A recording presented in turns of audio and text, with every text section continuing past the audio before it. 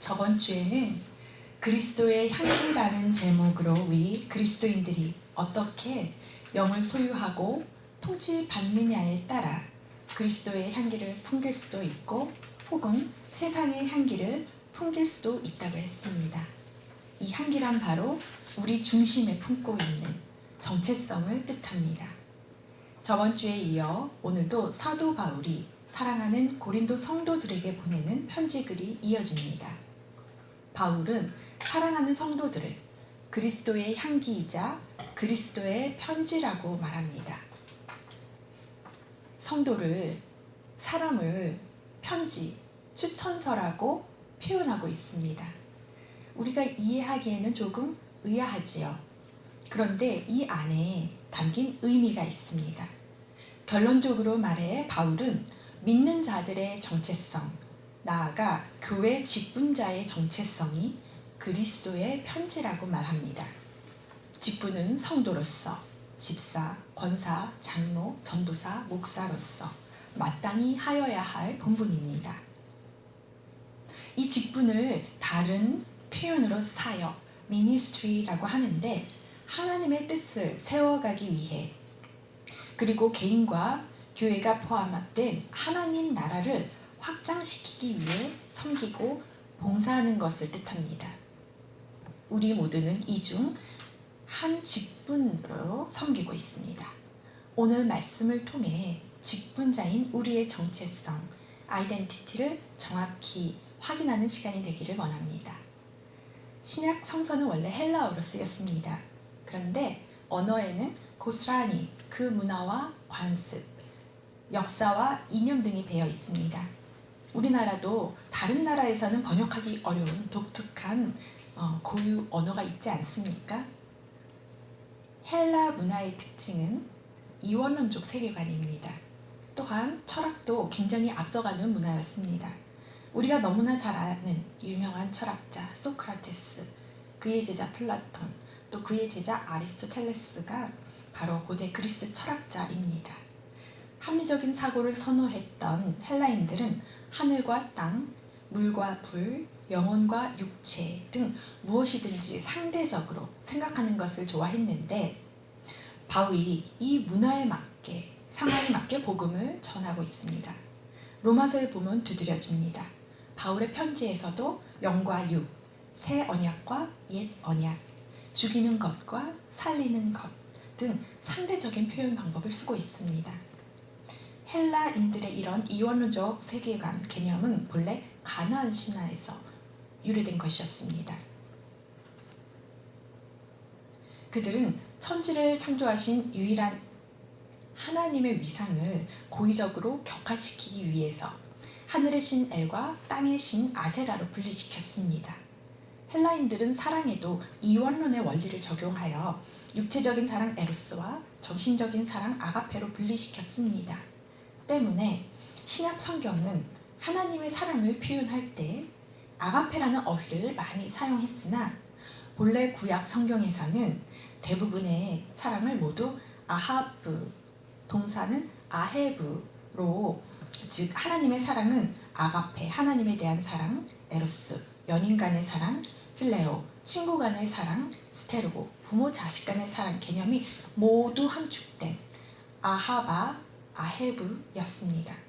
그런데 신약으로 오면서 하나님의 사랑을 아가페 사랑으로 오해하게 만들었고 우리 중 많은 사람들이 하나님의 사랑을 점잖고 숭고하다고 그렇게 알고 있습니다.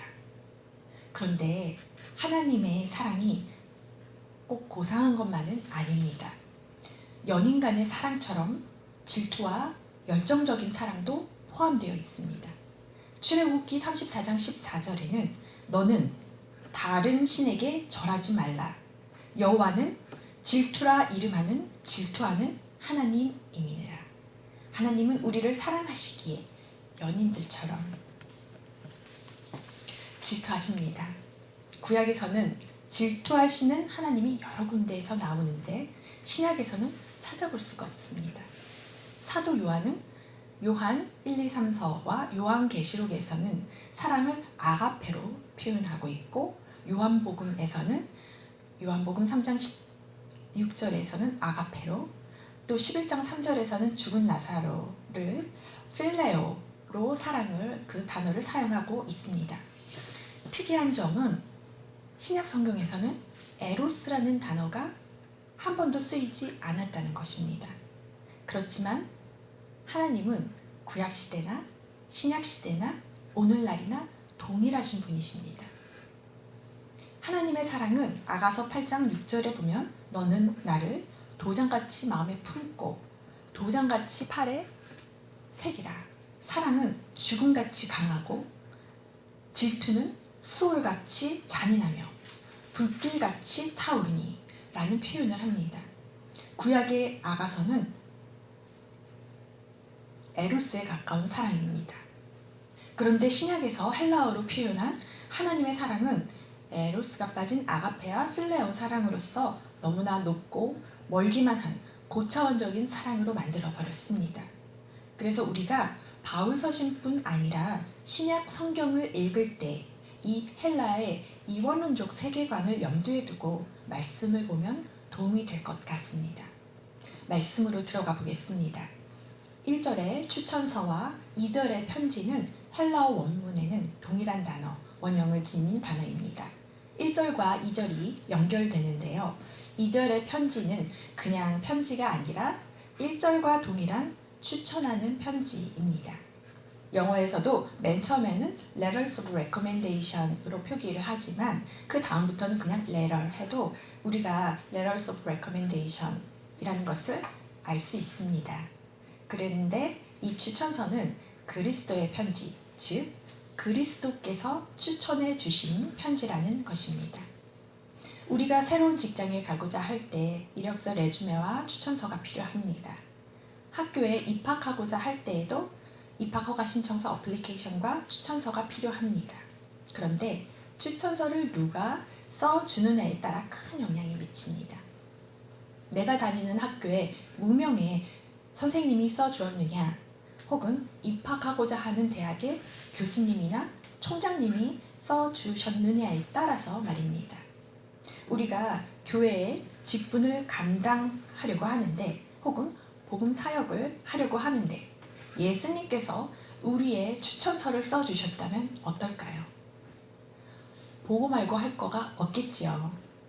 바울에게는 고린도 교회 성도들이 바로 예수님께서 추천해 주신 그리스도의 추천서, 편지라는 것입니다.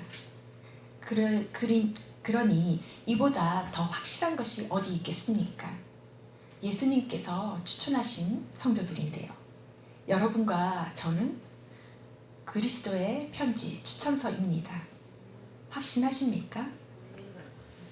사도 바울이 다메섹 도상에서 주님 만나기 전에는 믿는 자들을 아주 심하게 박해하던 사람이었습니다. 사도행전 8장 3절을 보면 사울이 교회를 잔멸할세, 잔인하게 없애는데 각 집에 들어가서 남녀를 끌어다가 옥에 넘기니라. 사울이 핍박을 보통 한 게 아닙니다. 교회를 파괴하기 시작하는데 집집마다 빠짐없이 들어가서 믿는 사람들을 여자 남자 할 것 없이 색출해서 끌어다가 감옥에 넣은 것입니다. 바울이 과거에는 이런 무시무시한 사람이었습니다.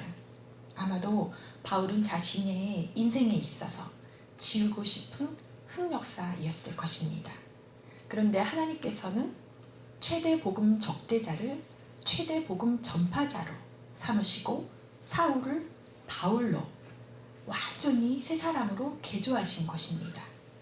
고린도 후서 5장 17절에는 그런즉 누구든지 그리스도 안에 있으면 새로운 피조물이라. 이전 것은 지나갔으니 보라 새 것이 되었도다. 하나님께서는 사도 바울처럼 우리의 지난 과거, 흑역사, 옛 모습을 기억하지 않으시고 지금 현재의 모습과 앞으로의 미래 가능성을 보십니다. 그렇기 때문에 그리스도께서 고린도 성도들을 추천하신 것과 마찬가지로 우리를 추천하고 계십니다. 고린도 성도들이 완벽했던 것은 아니잖아요. 분쟁과 문제가 참 많았지만 하지만 지금 그리스도 안에 있다는 것이 중요한 것입니다. 우리가 그리스도 안에 있기에 그리스도께서 보증하시고 추천하시는 것입니다. 성도들을 빚어가실 것이기 때문입니다. 객관적으로는 고린도 성도들은 율법 조문의 잣대를 들이대면 정죄할 수밖에 없었지만 바울은 그리스도로 말미암아 하나님을 향하여 하나님의 안목을 신뢰하기 때문에 이 같은 확신이 있습니다. 왜냐하면 바울은 고린도 성도를 믿는 것이 아니라 하나님의 능력을 믿는 것입니다. 바울은 자신을 완전히 새 사람으로 바꾸신 것처럼 하나님께서 고린도 성도들을 완전히 새 사람으로 바꾸실 것을 믿기 때문입니다. 너 옛날에는 이랬잖아 하면서 사탄은 참소하고 손가락질 하겠지만 혹은 지금 현재도 완벽한 모습은 아니지만 하나님의 살리는 영, 성령으로 말미암아 앞으로 온전하게 자격을 갖추게 하실 것을 믿기 때문입니다. 바울은 이 편지를 쓴 이유가 고린도 교회 안에 분쟁이 있어서인데 특히 거짓 교사들이 분쟁을 일으켰습니다. 바울의 옛 모습과 지금의 모습은 완전히 다른데 그 다수 사람 사울이 설마 이렇게 옛 과거를 들먹거리면서 복음 전파를 하고 트집을 잡으며 바울의 사역을 어렵게 했던 것 같습니다. 그래서 3장 1절로 미루어 보아 거짓 교사들이 바울에게 그 사도직에 대한 사도의 증거를 내놓으라고 요청을 하니까 바울은 고린도 성도들이 바로 그리스도의 시천서이다 라고 분명히 말합니다. 2절에 성도들에게 너희는 우리의 편지라 그리스도의 편지라 뭇사람이 다 알고 읽는 바라. 고린도 성도들이 사도 바울의 사역의 열매, 결과잖아요. 바울이 2년 3년 동안 가르치고 양육한 성도들이니 이보다 더 확실한 사도의 증거가 어디 있겠습니까? 오늘 말씀을 통해 바울이 고린도 성도에게 뿐 아니라 오늘 우리에게 직분자의 정체성을 말씀합니다. 세 가지로 보면 첫째, 우리는 그리스도의 편지입니다. 우리는 그리스도께서 추천한 자, 하나님께서 선택하신 자들입니다. 교회 안에서 거짓 교사들이나 누가 뭐라고 우리를 비판하면 그들은 우리가 아닌 하나님의 선택과 결정을 대적하고 반기를 드는 사람들입니다. 왜냐하면 우린 그리스도께서 추천한 사람들이기 때문입니다. 우리가 자신의 모습을 혹은 우리 옆 사람의 모습을 보고 육안으로 판단해서는 안 됩니다. 나를 지으시고 부르신 창조주 하나님의 안목을 100% 믿어야 합니다. 신뢰해야 합니다. 그리고 주님의 시선으로 나의 장점과 서로의 장점과 미래의 가능성을 보아야 합니다. 둘째로 우리는 새 언약의 일꾼들입니다. 우리는 새 언약으로 갱신된 사람들입니다. 우리의 옛 모습이나 옛 습성, 옛 사람에 함몰되지 말아야 합니다. 그리스도 안에서 하나님 앞에서 말입니다. 여기서 새 언약이란 무슨 뜻일까요? 새로운 언약, 계약이란 뜻입니다. 그럼 옛 언약도 있겠지요. 새 계약이 체결되면 옛 계약은 당연히 효력 상실이 됩니다. 새 언약은 구약 성서의 옛 계약에 대해서 예수 그리스도에 의해 새로이 실현된 언약입니다. 구약 시대 하나님께서는 이스라엘 백성과 언약을 맺으셨습니다. 첫 언약입니다.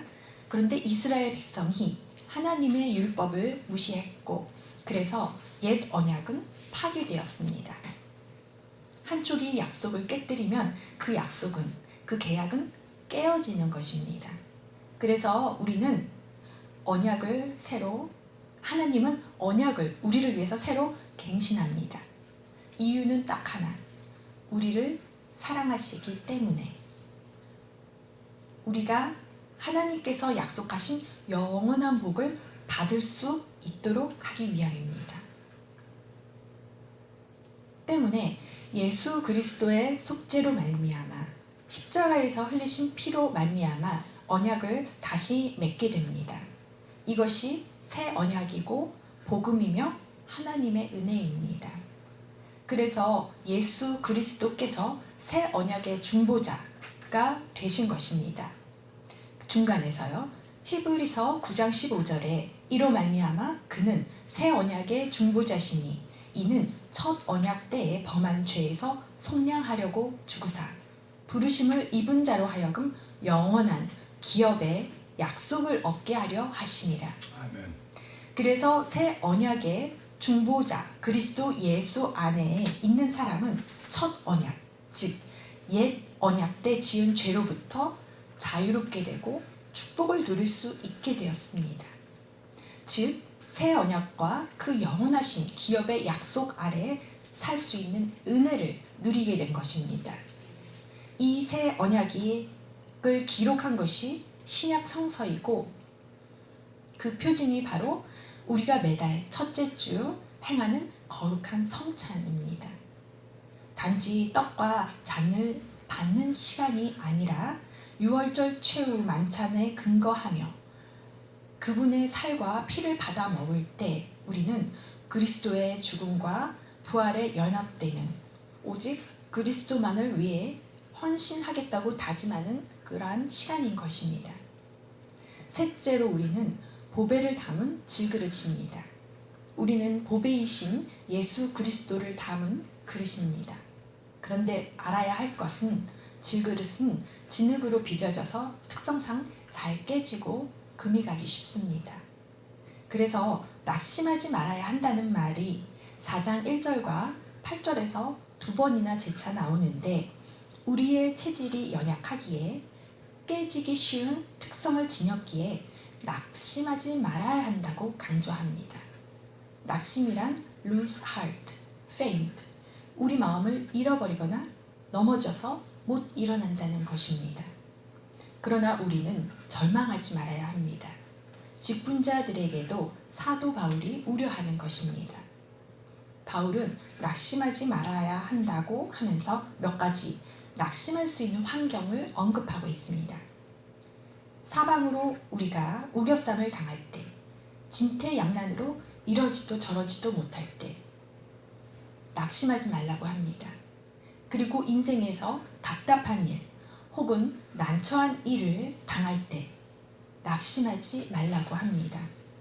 아무리 박해를 받아도 우리는 버림을 받지 않기에, 아무리 매를 맞아도 망하지 않기에 낙심하지 말라고 합니다. 이는 사도 바울의 간증이자 경험이자 고백인 것입니다. 왜냐하면 질그릇인 우리를 택하신 것은 가장 약한 자를 들어서 가장 강한 뜻, 큰 뜻을 이루고자 하시는 하나님의 계획이기 때문입니다. 고린도 후서 13장 9절에 바울의 말씀처럼 우리가 약할 때 너희가 강한 것을 기뻐하고 또 이것을 위하여 구하니 곧 너희가 온전하게 되는 것이라. 도리어 약할 때 기뻐하라. 약할 때 낙심하거나 절망하는 것이 아니라 기뻐할 수 있는 이유는 성도인 우리가 이로 인해 온전하게 되기 때문입니다. 고린도후서 13장은 편지의 마지막 장인데요. 마지막 편지의 끝을 이렇게 맺습니다. 고린도후서 13장 11절입니다. 형제들아 기뻐하라. 온전하게 되며 위로를 받으며 마음을 같이하며 평안할지어다. 또 사랑과 평강의 하나님이 너희와 함께 계시리라. 우리가 낙심하는 이유는 내 인생에 있어서의 하나님의 크신 계획을 몰라서입니다. 많은 이들이 낙심할 때에 상황이 힘들어서라기보다 희망과 비전이 없어서 좌절합니다. 이 어두운 터널은 언제 끝날까? 과연 끝은 날까? 얼마나 이 어두움의 여정을 해야 할까? 이 때문에 힘들어합니다. 이 터널을 지나 밝은 미래가 우리를 기다리고 있는 희망이 있다면 절대 낙심하지 않습니다. 이 어둠을 통과하는 것, 나의 약한 모습을 보이는 것, 사방으로 우겨쌈을 당하고 매맞는 것, 또한 하나님의 크신 계획 중에 일부라는 것입니다. 예레미야 29장 11절에 여호와의 말씀이니라. 너희를 향한 나의 생각은 내가 아나니 평안이요 재앙이 아니니라. 너희에게 미래와 희망을 주는 것이니라.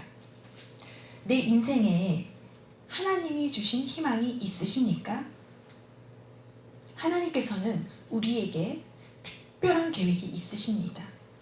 물론 우리 교회에도 특별한 계획이 있으십니다. 우리가 하나님의 계획을 정확히 아는 것이 중요한데 하나님께서는 우리가 엎드려 기도할 때 어김없이 말씀해 주십니다. 꼭 우리에게 말씀하지 않고는 절대 행치 않으시는 분입니다. 모세는 40세에 광야 훈련을 시작하고 80세부터 120세까지 민족 지도자로 쓰임을 받았습니다. 지금 여기에 모인 우리는 모두 80세가 못 되었습니다. 젊습니다. 하나님의 특별한 계획, 희망이 있습니다. 우리는 하나님께 미래와 희망을 구해야 합니다. 안타까운 것은 아이들, 청소년, 대학생과 청년들이 희망이 없다는 것입니다. 그러면 어른이 되면 저절로 희망이 생길까요? 아닙니다. 지금이라도 엎드려 하나님께 구해야 합니다. 기도의 자리로 나아가야 합니다. 또한 4장 7절에 보면 보배를 담은 질그릇에 심히 아주 큰 능력이 임하게 됩니다. 우리가 착각하지 말아야 할 것이 있는데 우리에게 심히 큰 능력, 풍성한 능력이 하나님께 있고 우리에게 있지 않다는 것입니다. 즉 능력이 그릇에 있는 것이 아니라 보배인 그리스도에 있다는 것입니다. 우리가 능력의 주체가 아닌 하나님이 능력의 주체이십니다. 능력자이신 하나님이 하시기에 질그릇인 우리는 소망이 있다는 것입니다. 예수 그리스도 안에 있기 때문에 우리는 소망이 있는 것입니다. 이것을 사도 바울은 꼭 기억하라고 말씀합니다. 정리하겠습니다. 직분자의 정체성은 첫째, 우리는 그리스도께서 직접 추천하신 자, 그리스도의 편지입니다. 하나님의 안목을 100% 신뢰하고 나의 장점, 서로의 장점, 미래의 가능성을 보아야 합니다. 둘째로 우리는 새 언약의 일꾼들입니다. 우리의 옛 모습이나 옛 습성, 안 좋은 기억에 함몰되지 말아야 합니다. 누구든지 그리스도 안에 있으면 새로운 피조물이라 믿으셔야 합니다. 아멘. 이전 것은 지나갔으니 보라 새 것이 되었도다. 이것은 성경 안에 담긴 그냥 한 구절이 아닌 선포입니다. 내 안에 하나님의 큰 능력과 큰 계획을 보아야 합니다. 새로운 꿈, 희망과 비전을 보아야 합니다. 셋째로 우리는 예수 그리스도를 소유한 보배를 담은 그릇입니다. 그런데 질그릇의 특성상 잘 깨지고 부서지기에 절대 낙심하지 말아야 한다는 것. 절대 우리는 고꾸라지거나 버림받지 않습니다. 연약한 우리가 해야 할 일은 오직 능력자이신 하나님, 우리 안에 계심을 인정해드리고 통치권을 내어드리는 것입니다. 주님께서는 우리를 사랑하시기에 늘 언제나 함께하기를 원하십니다. 이 세상에는 노래들이 참 많은데 그 중에 단연 최고는 노래들 중에 노래인 아가서입니다. 하나님과 이스라엘 또는 그리스도와 교회의 사랑이라고 아가서를 보는데 하나님의 노래를 들어보십시오. 한번. 나의 사랑, 내 어여쁜 자야, 일어나서 함께 가자. 내 신부야, 너는 레바논에서부터 나와 함께 가자. 아마나와 스닐과 헤르몬 꼭대기에서 사자굴과 표범산에서 내려오너라. 일어나라, 함께 가자. 하나님의 영은 나에게 일어나 함께 가자고 하시는데 내 육신이 주저앉아 있으면 안 됩니다. 보배를 담은 질그릇을 향한 하나님의 엄청난 계획이 있으신데 직장일이 바빠서, 나이가 많아서, 취미생활이나 잠이 많은 습관 때문에 하나님과 함께하지 못합니다. 연약한 육신 때문에요. 그런데 나를 노예로 삼고 있는 아마나와 스닐과 헤르몬 꼭대기에서, 사자굴과 표범산에서 내려오라고 말씀하십니다. 나의 아마나와 스닐과 헤르몬 꼭대기는 어디인가요? 하나님과의 우선순위에서 항상 하나님이 밀리는 그 꼭대기산, 하나님과 교제를 방해하는 그 사자굴과 표범산이 있다면 내려오기를 원하십니다. 주님과 함께 할 수 없도록 방해하는 습관이 무엇인가? 내가 지금 떠나야 할 자리가 어디인가? 신랑이신 예수님께서 내려오라고 손짓합니다. 하나님께서 우리 안에 하나님 나라를 확장해 가실 때, 통치를 넓혀 가실 때 우리를 나의 사랑, 내 어여쁜 자야 자꾸 부르십니다. 내가 너를 사랑한단다 하시면서 자꾸 우리 인생과 직장일과 소소한 일상과 습관까지 간섭하십니다. 처음에는 주일 하루는 나와 함께 하자. 그리고는 금요 예배를 나와 함께 드리자고 초대하십니다. 매일 밤 TV 앞이 아닌 내 앞에 기도의 자리로 나오지 않겠니? 새벽 시간에 나와 함께 말씀으로 시작하지 않겠니? 왕이신 하나님께서 자꾸 나를 부르시고 초대하십니다. 오늘은 너희 거실에 함께 청소하고 싶구나. 오늘은 너의 안방을 청소하고 싶구나 하실 때, 주님, 너무 방이 지저분하고 더럽습니다. 안 됩니다. 나중에요. 가 아닌, 주님, 제 앞마당도 함께 다스려 주세요. 라고 응답하며 나의 시간, 나의 지식, 재능, 건강, 물질을 열어서 주님께 내어드릴 때 한 영역씩 새롭게 하실 줄 믿습니다. 그러다가 하나님께서 내 인생 전 영역을 내어드렸을 때 하나님의 통치가 내 모든 영역에 전적으로 임하게 됩니다. 주님이 내 인생의 주인 되어주시며 하나님의 통치가 전적으로 임할 때 하나님의 풍성한 능력, 그 큰 능력이 내게서 나타나게 됩니다. 그리고 영원하신 기업의 약속을 받고 누리게 됩니다. 주님, 제 모든 영역을 다스려 주세요. 주님의 크신 능력이 제 모든 영역에서 나타나게 하소서. 이렇게 고백하고 선포하기를 축복합니다. 이것은 우리의 결단과 의지로 되는 것이지 주님께서 해주시는 것이 아닙니다. 우리는 하나님의 부르심을 입은 성도들, 직분자들입니다. 주님께서 우리를 미리 그리스도의 편지로 추천해 주셨는데, 새 언약의 일꾼으로 삼아 주셨는데, 보배이신 예수의 생명을 내 질그릇 안에 담아 주셨는데, 우리의 직분과 교회의 정체성을 항상 기억하면서 하나님의 크신 능력과 예수의 생명이 온전히 우리를 통해 나타나기를 그리스도의 이름으로 축복합니다.